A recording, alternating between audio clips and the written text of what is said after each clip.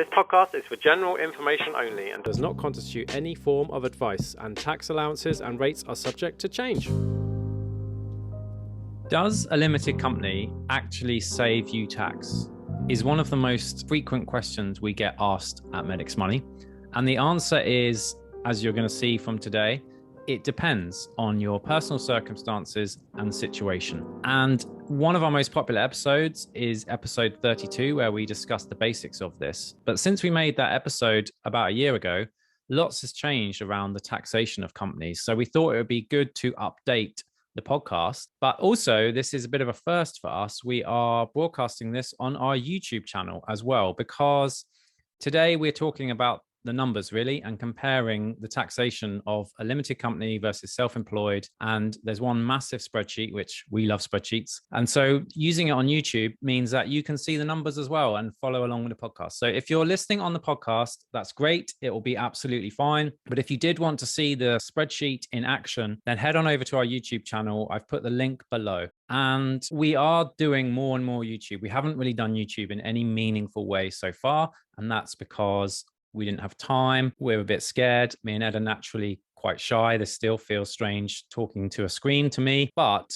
we are doing more because we've been out and about doing some speaking engagements, and it's been amazing to meet you all out there and get the great feedback from you. And we love interacting with you. And YouTube has a comments section. So we were thinking that you might leave us comments about what was good and anything else that you would want us to cover, and also any questions that you had, and we will do our very best to answer them. So if you're not following us on YouTube, head on over to YouTube. Don't forget to hit the subscribe button if you like what you hear and see. And also, if you want to drop a question in the comments, I told you I wasn't very good at this, then do that and we'll do our very best to get back to you. And if you're a fan of the podcast, don't worry. The podcast is going from strength to strength. It's just that we're going to do a bit of YouTube as well, as and when it seems appropriate. So on today's podcast, I'm delighted to be joined by Jenny Stone from RBP Specialist Medical Accountants. So Jenny, you're a veteran of the podcast now. You've been on several episodes, and you also did I think it was our first ever pensions webinar, where we weren't really sure if doctors were interested in pensions. So we sent out an email and over 1,000 people turned up live.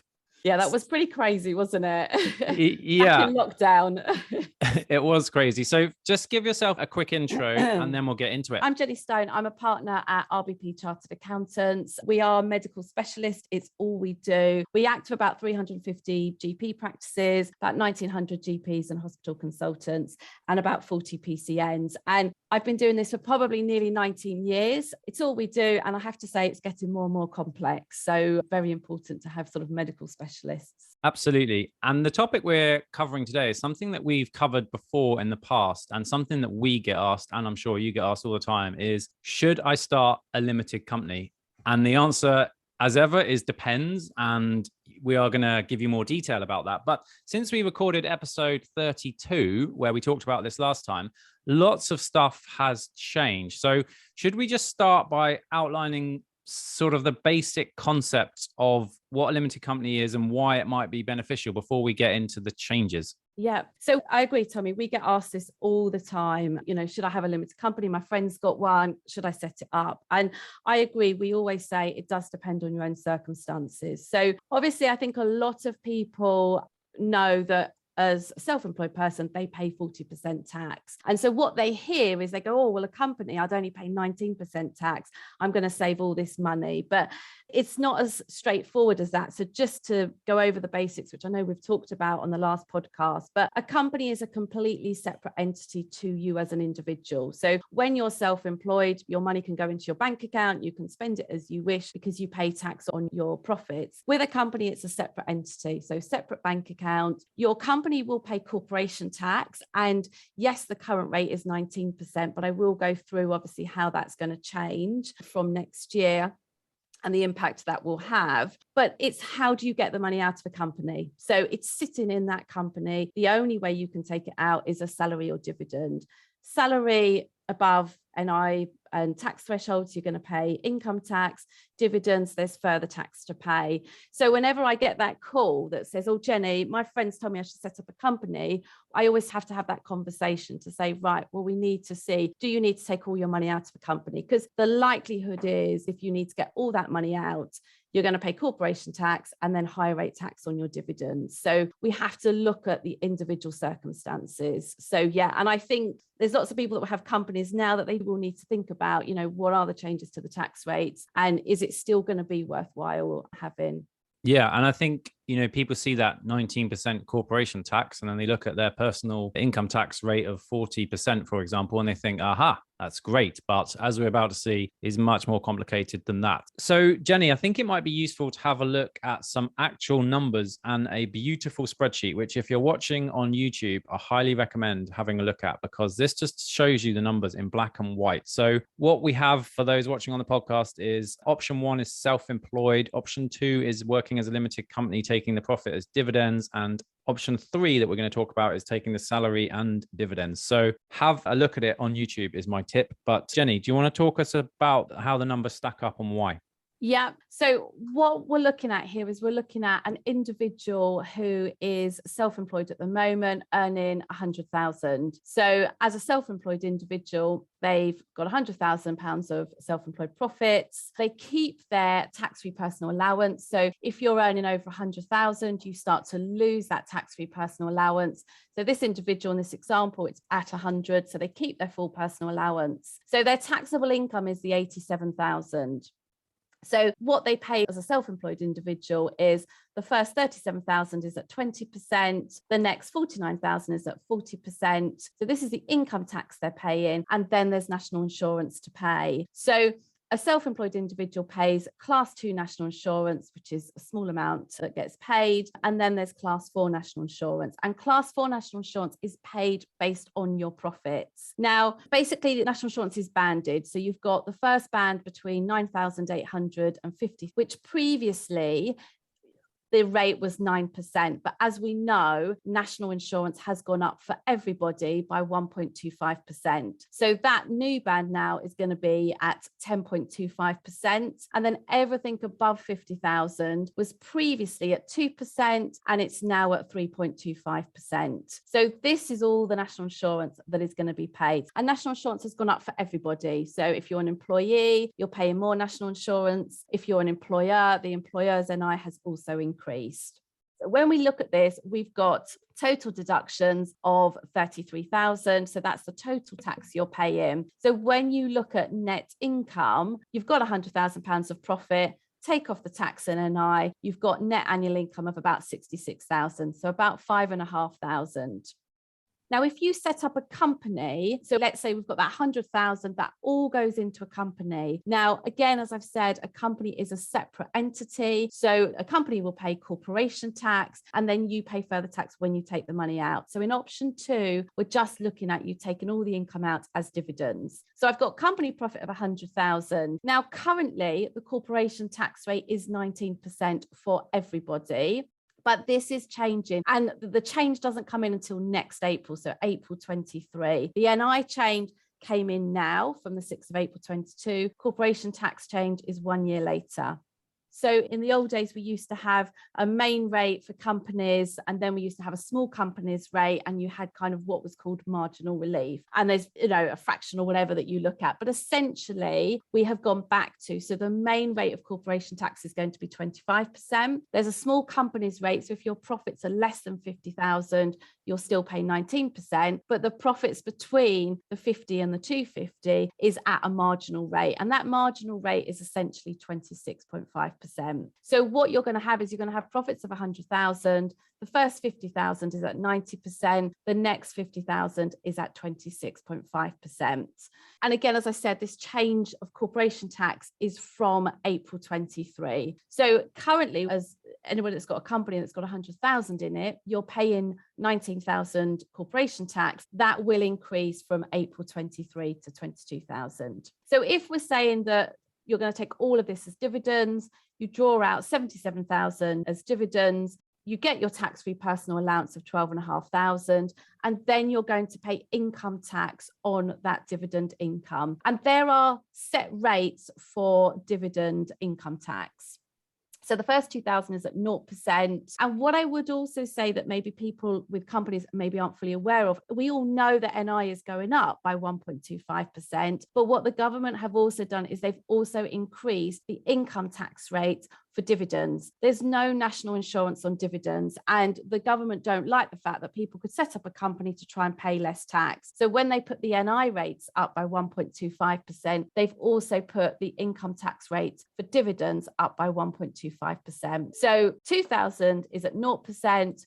35,700 is now at 8.75%. It previously was 7.5%. And then as a higher rate taxpayer, the higher rate tax rate is 33.75%, not 32.5%. So, and those tax rate change has come in now in line with when the NI rates changes. The corporation tax is a year later. So this company is going to pay 22,000 corporation tax, but the individual, when they draw that money out, is going to pay about £12,000. So when you look at this, the total tax that the company and the individual pay is actually 34,000, leaving net income of 65,000. So it's actually costing them more having a company because of the increase in corporation tax rates. And we can see here that I've got actually the cost is about 1,600. But again, when you're setting up a limited company, you've got to take into account the additional cost, the accountancy fees, the additional cost of running. So in this example, I'm saying, well, actually, that 100,000 as a self-employed individual, if you put that into a company, it's going to cost you 2,500 more. So that could be a bit of a bombshell for some people, especially those that are listening to the podcast and can't see the spreadsheet. But just to clarify what you just said, that in this example, two doctors or anyone earning £100,000, one self-employed and one limited company with the profits taken as dividends, the limited company person would pay £2,490 more. The company doesn't make sense to the tune of £2,490. Yeah, and that's simply because the corporation tax rate is increasing from April 23. Absolutely. And that's a change, which is why we re-recorded this episode. So thanks for doing that. Okay. And then, so the final option that you have, as you can see from the screen, is a limited company, again, earning £100,000, but this time taking the salary and dividends. So take us through why this is different. So obviously, I talked about the only way you can get money out of a company is either salary and dividends. So what you could do is you could pay yourself a salary below the national insurance limit, because there's no point paying a salary above the NI limit, because the company has to pay employers NI and run a payroll and PAYE. So what you can pay below an NI limit is the 9,000. Well, that will be an expense. So it reduces your profits that your corporation tax is payable. So you would then have profits of 90,000. And then again, the corporation tax is from April 23, 50,000 at 19%, 40,000 at the 26.5%. So total corporation tax is 20,000. So just by paying yourself a salary, you are saving, 2,500 on corporation tax, because you're saving now at this kind of new rate of 26%. So you would then be left with 70,000 that you could take out as a dividend. So then obviously you're going to do your own income tax return. You're going to put on your salary of 9,000 plus your dividends. Your total income will be about 79,000. You keep your personal allowance, and then again, the dividend tax rates, as we've talked about. So when you look at this option, the total corporation tax and the total income tax on the dividends is about 33,000. So you've got annual income of about 66,000. But at the same time, when we look at kind of tax, we also got to look at the cost of running the company. You've got increased accountancy fees, etc. So there is still a net cost in this example. So yes, it's better, but there is still an overall net cost. Yeah. So just for those on the podcast, the net cost there is 893. So still worse off than just being self-employed in this example. Okay, that was really interesting. This spreadsheet is brilliant. I could look at these numbers all day. I think the numbers are really important. There's more to think about than the numbers, but we're going to talk about that in a bit. So should we have a look at the example now with an income of 130,000? Yeah. So what I've talked about is that hopefully people are aware that if your taxable income is over 100,000, you lose your tax-free personal allowance. So once you're over 100,000, and I say this to my clients a lot, you don't want to fall into this tax bracket between 100 and 125,000, because you are effectively paying 60% tax on 25,000 of your income. So I always say to clients, you either want to stay below 100,000 or you're just earning way too much that there's not a lot you can do about it. So this example just changes it. So what I've done is I've said, well, what if your profit was 130, i.e. you're going to lose all of your tax-free personal allowance. I've worked out the tax, worked out the national insurance, taken into account the increase in NI, and then we've looked at kind of your net income. Now, if you set up a company, your company's profit is 130,000. We've worked out the corporation tax, taken into account the new rates from April 23, and then you'd have 30,000 of corporation tax to pay, but you would have 99,000 that you could take as dividend. So by moving that money into a company, you've actually retained your tax-free personal allowance because your taxable income is now under 100,000. So yes, you're going to pay your dividend tax on that taxable income, but when you look at the overall comparison, yes, it's going to overall save you about £984 tax. So you might look at that and think, oh, great, I'm going to save £1,000 tax. But take into account the fact that there are additional costs of having a company. You've got to pay accountancy fees. The accountant has got to do company accounts. They've got to do a corporation tax return, company secretarial work. You're only doing a tax return with a self-employed. There's a lot more compliance for companies that accountants have to deal with. So their fees are more. So when you take into account, say, the fees that you may pay, the saving is about £120. Now, if you look at the third option, where you pay yourself a salary below the NI limit, you're going to pay overall less corporation tax. But in this example, when you look at the salary and the dividends together, your income is just over 100,000. So you slightly lose some of your personal allowance. But even with that, working out the tax on the dividends, there is actually a saving of about £1,400, because what you're saving by paying yourself a salary, which is an expense, it's reducing the corporation tax you're paying. And you can see at this level, you know, now corporation tax will be going up from April next year. You're saving more by paying yourself a salary. So this is where, when I talk about you've got to look at your circumstances, it is very individual. And this demonstrates that there are savings if at a certain income level as well. Definitely. Okay, so those numbers were awesome. So I'm going to try and simplify this and let me know if I oversimplify it. But basically, my hot take there is that if you need to take all of the money out of the company every year, then there's not a tremendous advantage to being a limited company. Is that fair? Absolutely. I always say to clients that if you need to take all of the money out, you're not going to save heaps of tax. It's not, you know, where people will save tax is if they don't need to take all of their money out, because you only pay your dividend tax on dividends you draw out. So you could save by kind of going, you know what, I don't need 50,000 of this income, so I'm just going to leave it in the company. And therefore, then if you're leaving money in the company, you're only paying the corporation tax on it, which we've seen is going to go up from next year, but you're not paying the dividend tax.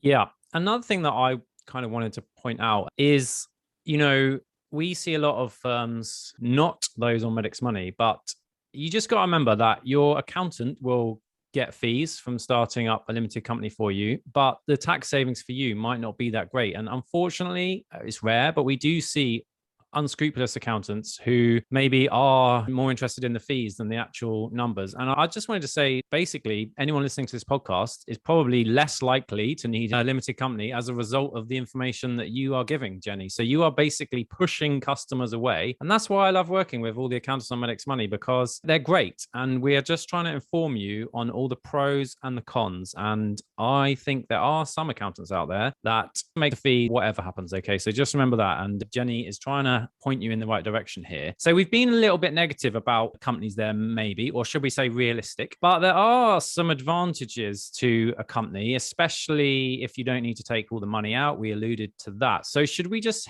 some of the advantages that may apply to a limited company? Because in some cases, it can make a lot of sense. Absolutely. So I have lots of clients who might be GP partners, they might be employed, they might be hospital consultants. So they've got kind of a main source of income, but they're going off doing other work. Now, if they're already paying higher rates of tax, could be getting close to losing their personal allowance band, then it might make sense to put that money into a company, because especially when you're sitting near that 100,000, you can see that actually if you put it into a company and you didn't need it, then if the difference between, let's say you earn 100,000 in a main job and you do 20,000 of other work, you're effectively, if you do that on a self-employed basis, paying income tax at 60%. If you didn't say need that money, you could put that into a limited company. You would pay a corporation tax, but it can sit in the company. So I have lots, and that's why I talk about, and I absolutely agree with what you're saying, Tommy. You could easily say, yep, set one up, but actually I look at it, is it worth it? What's it going to cost you to actually run this company? So I think you've got to look at individual circumstances. If you don't need the money, so where again it can be beneficial is if they've got a partner, a spouse that is a basic rate taxpayer, you could bring them in, they could own some of the shares, and then they could get a dividend, and they're only paying 7.5%. So again, but you have to be very careful in your share structure, because again, years and years ago, the government tried to challenge structures where you've got the main worker doing all the work, earning all the income, but they make their basic rate partner, spouse, and give them more shares so that they get a bigger dividend. So the government would kind of say, well, you're just shifting income to avoid paying tax. So you have to be careful in the shareholding allocation between you and maybe a basic rate family member that you're bringing in. But that is also a way where you could bring them in, they could own 20-30% shares, get a dividend, and they may well be doing work for the company, doing all the admin. They could be paid a dividend, and that may also save you some tax. So there are ways that a company can help. We used to see, not so much now, but obviously I know we never want to talk about pensions, but the annual allowance and the growth in the NHS pension scheme mean that a lot of high earning doctors have huge tax bills to pay. There was the taper that meant that the 40,000 growth got tapered down to 10,000, but that was if your income was over 110,000. So a lot of people, if they had extra income, could put it into a company to try and keep themselves below that taper bracket so that they could have an annual allowance of 40,000. It isn't as much as an issue now because they have obviously put the taper threshold up to 200,000. But again, some people in that they may want to look at it from that point of view. And another reason that sometimes people say comes up is actually you can't pension any of your income that goes into a limited company. So if you were a locum working at a GP practice and it's going to a company, you cannot pension it. So actually some clients like that because they've got big pension problems and tax consequences of the annual allowance. So they might want to go, you know what, I'm going to put this NHS income into my company. I then can't pension it, and that works for them. Just to clarify, when you say you can't pension it in the NHS scheme as a limited company, but you could pension it in another scheme, but definitely be aware of annual allowance, lifetime allowance if you are pensioning NHS and limited company. But that is a big downside for me. And I see a lot of locum GPs working via limited companies. And again, if they haven't consulted a specialist medical accountant, often the non-specialist accountants, it doesn't occur to them that they can't get in the pension. And then you just think, God, do they really know the pension? Not advice, but the pension is still a great asset. I'm sure if you could swap your private pension, Jenny, for my NHS pension, you might be interested. I definitely would. I'm not interested in swapping, for the record. So I think that's a big thing that, somebody says, oh, we're going to save some tax in a limited company. And you just think, goodness me, the pension benefits that you're losing are enormous. But yeah, we try not to talk about the pension. But I think it's a good point, I think it is, because I think sometimes when I talk to people, I say, but you're not going to be able to pension. So what you need to consider when you're looking at a limited company is not just tax savings. You've got to take into account the cost of running the company and also potentially the lost pension benefit. Yeah. So that was great. Should we talk a bit about the longer term plan of having a company? Yeah, because I think what we've been talking about is there are advantages with having a company, leaving the money in if you don't need it. But actually then what happens to all of that money that's accumulating in the company, and how do you get it out? Because remember, we're saying that this company is a totally separate entity to you. You may be the director and you may be the shareholder, but it is separate. So if you've got 200,000 now that you've built up in a limited company, how do you get it out? So what some individuals do is they'll go, well, I'll take it when I retire and I'll take my dividends and I can drip feed dividends every year in my retirement and I'll be paying lower rates of tax. The likelihood is if you're a doctor and you've got an NHS pension, in retirement, you're not going to be a basic rate taxpayer. So if you've got your company and you're thinking, I'm going to drip feed dividends, you've got to bear in mind that you're still going to be paying high rates of tax on those dividends, because the likelihood is you will be a high rate taxpayer. So what you can do is, what some people do is they'll go, right, I'll just build this money up into my company, and then when I come to retire, I will close the company down. What you can do is, if you've got 200,000 sitting in your company, you can say, well, this is going to be a capital distribution to shareholders. And a capital distribution means that it's not an income distribution, so you're not paying income tax on it, you're paying capital gains tax on it. And the capital gains tax at the moment, the rules are, you have what everybody knows as entrepreneurs relief, but you have sort of business asset relief, which means if you're selling shares in a trading company, you would then be able to pay 10% capital gains tax. Now, previously, I talk about the good old days, but in the old days, you could have a company 200,000, you could just apply to a company's house, strike the company off, pay 10, 15 pounds to strike it off and take all that money out as capital distribution. But the government changed the rules quite a long time ago to say, under an informal winding up of a company, so you want to just pay £10 to strike the company off, you can only have a capital payout of 25,000. So if you've got 200,000 sitting in your company, you've got to go down the formal liquidation route. So you have to get a liquidator in to liquidate the company, and that can cost obviously thousands of pounds. However, at that point, depending on what you've got left in, still paying a liquidator thousands of pounds to liquidate your company may overall still save tax, because the capital gains currently, if they don't change the rules, you're paying 10%. So capital gains tax is 20%, but with this business asset relief, it reduces it down to 10%.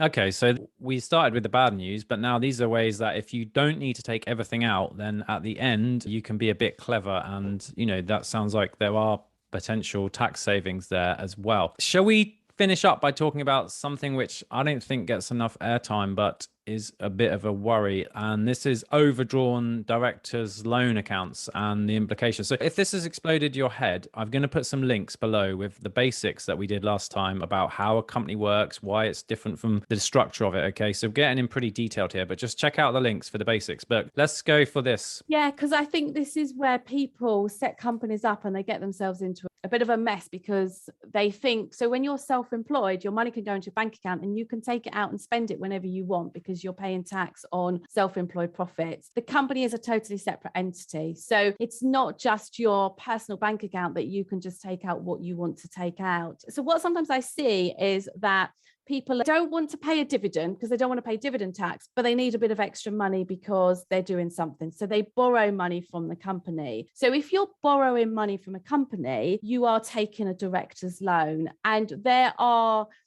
tax implications with a director's loan. So if you take a director's loan, if it's repaid, so if you borrow, let's say, I don't know, you want to do some work on your house and you're not going to get paid for whatever, so you want to take 20,000 out of your company, but you know that in 3 months' time you're going to get some money to pay it back. So if you borrow money from the company, as long as it's paid within 9 months of the accounting year end, there's no tax payable on it. But if you borrow money from the company and it's more than £10,000 and you don't repay it within 9 months, then there is what is called, and they've changed the section number ages ago, but it's called a section 455 tax charge. So don't need to worry about the section. Essentially, it's like having a dividend. You are paying a corporation tax charge at dividend rates. So you would have paid it at 2.5%. It's now 33.75%. So it's treated as though actually you took the money out as the dividend. And also you have to take into account that if this is an interest-free loan to a director, it's a benefit in kind.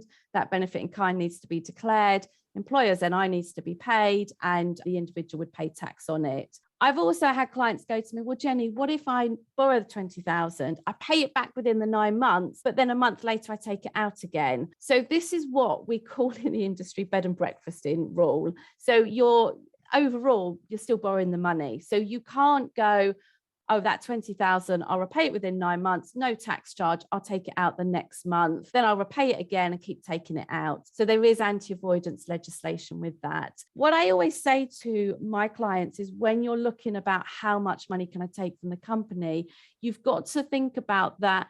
What you can take out as a dividend or as a lawful dividend has to be retained reserves. And retained reserves are essentially your profit less corporation tax. So you need to be leaving in enough money in your company to pay expenses and the corporation tax. And that's where we see a lot of people that set up a company, they don't really understand that it's a completely separate entity, that there's all these rules. There then can be sort of tax consequences later down the line because they think they've planned it so they're not taking money out and paying dividend tax, but they've actually borrowed money and essentially paying dividend tax via sort of corporation tax. Awesome. So slightly more complex end of the spectrum there, but I think definitely worth mentioning. So I'm going to try and give you a summary of what I've taken from this, and correct me if I'm wrong, because we've covered a lot of ground today. So a limited company is a separate entity. And although that separate entity pays corporation tax at 19%, and with the changes that you mentioned coming up, that's going to possibly change, it is not your money. Okay. So if you want to get that money out, you can take it out as a salary. And you ran the calculations on that amazing spreadsheet. You could take it out as a salary and dividends, and that obviously would attract tax. You could leave it in the company. And then if you leave it in the company and you can afford to leave it in, that's where some of the tax savings come from. So you could invest that money. We've got a podcast on that.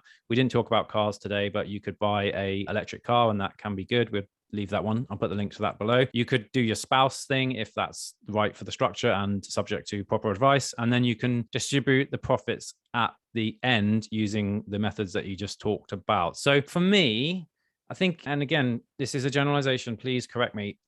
If you need to take all the money out right now, it doesn't make a great deal of sense. But if you can leave some of that money in, then it starts to become quite a powerful tax planning tool. What did I miss? What did I get wrong? Let's go. No, I absolutely agree with you. I always, for the first point of call, when I talk to a client or somebody sort of ask about a limited company, I say, do you need all the money? Because if you need all the money, I then go, it's really not going to be worth it. So I absolutely agree. If that's all your income and you've got no other earnings and you want to put it into a company and you want to take it all out, it's not going to save you anything. The slides demonstrate that. And it's actually even going to be worse, given that corporation tax rates are planning to be increased from April 23. But I absolutely agree that there are times when a company could be worthwhile, when you don't need the money, when you could build it up. Absolutely. But all I would stress to anybody that's listening, that wants to set a company up, is just take advice, because your circumstances are not going to be the same as your friend, or, you know, you might earn the same, but your circumstances will be different. And as I say, whenever I have somebody contact me, I kind of,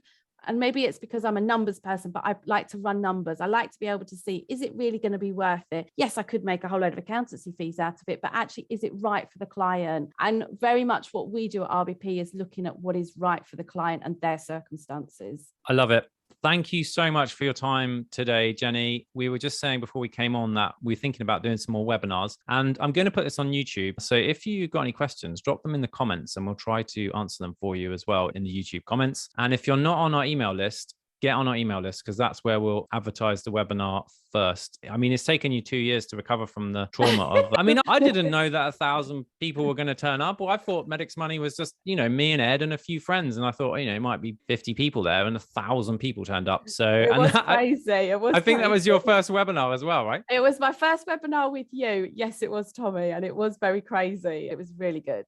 Oh, it's excellent. And I have clients now that say to me, oh, I watched that webinar. It was brilliant. So yeah. Yeah, it's still on YouTube. So yeah, thank you so much for your time, Jenny. Always a pleasure. And let's not leave it so long having you back on the podcast. I really enjoy our little chats on the podcast, and the numbers, I love them. So thanks so much. If people want to get hold of you, is it rbp.co.uk, or what's the best way? That's it. Yeah. So if you want to get hold of us, it's info@rbp.co.uk. Yes. And our website, rbp.co.uk. Perfect. Thank you so much, Jenny. Take care. Bye.